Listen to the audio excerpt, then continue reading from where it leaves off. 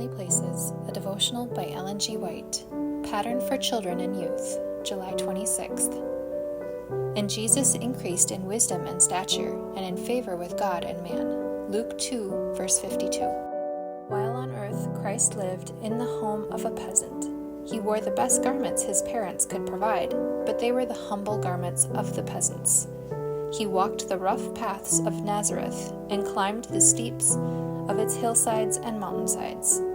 In his home, he was a constant worker and left on record a life filled with useful deeds. Had Christ passed his life among the grand and the rich, the world of toilers would have been deprived of the inspiration that the Lord intended they should have. But Christ knew that his work must begin in consecrating the humble trade of the craftsmen who toil for their daily bread. He learned the trade of a carpenter, that he might stamp honest labor as an honorable and ennobling to all who work with an eye single to the glory of God.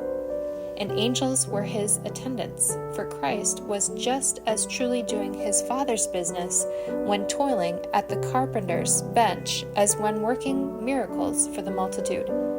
He held his commission and authority for the highest power, the sovereign of heaven.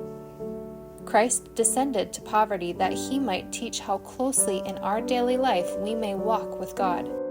He could engage in toil, bear his part in sustaining the family in their necessity, become accustomed to weariness, and yet show no impatience.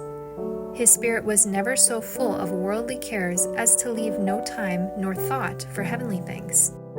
He often held communion with heaven in song.